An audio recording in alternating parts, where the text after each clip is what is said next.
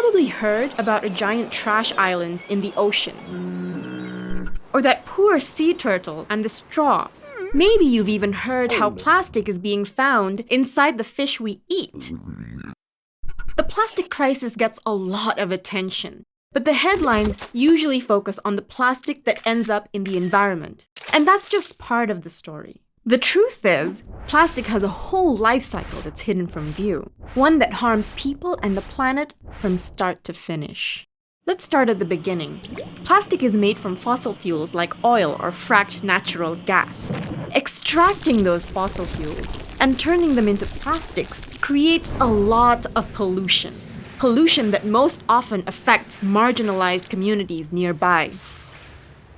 As we've gotten better about using less oil and gas to power our lives, the fossil fuel industry found a lifeline in plastics. In fact, oil and gas companies are doubling down on plastic production, with plans to build or expand over 300 petrochemical plants in the US alone by 2025. But these companies already produce more plastic than we can use. So where's all that plastic going? A lot of it's flowing into new markets, in places like Asia, Africa, and Latin America. Because more than any other product category, plastic isn't driven by the demand for it, but by the supply.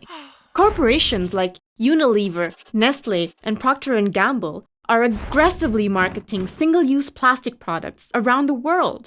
These companies go to places like Indonesia, where I live, and push their products onto communities that just aren't prepared to deal with all that plastic. Maybe they're used to using natural packaging. Maybe they live on a tiny island without a system of waste collection. And on top of that, countries in the global north are shipping their own plastic waste into these countries too.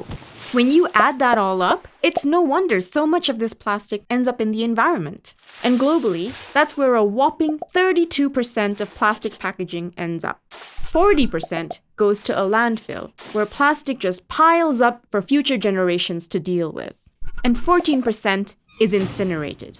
Incineration is a nasty business, producing toxic smoke and fly ash. These super expensive facilities depend on plastic to burn everything else. It is oil and gas after all. So they want to see more plastic, not less. Yahoo! Then there's recycling. Unfortunately, it's not the solution that many people think it is. Just 14% of plastic packaging gets recycled, and only 2% is effectively recycled, meaning it becomes something as useful as before. The rest is downcycled into something worse. And most recycled plastic is only recycled once, before ending up in landfills, incinerators, or the environment anyway. So it turns out that we can't burn, bury, or recycle our way out of this problem. And we can't just scoop all that plastic out of the environment either. That's like trying to bail out a bathtub with a teaspoon while the tap is on full blast. So how about we turn off the tap by shutting down the plastic machine? That means passing policies that create systemic change. Like phasing out the single-use plastics that pollute the most. Ending the fossil fuel subsidies that are fueling big plastic. And holding companies responsible for the plastic waste they create.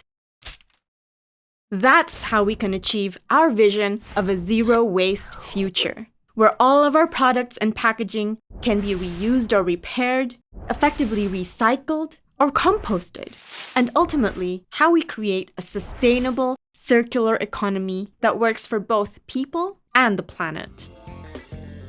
Visit storyofplastic.org to learn more and take action.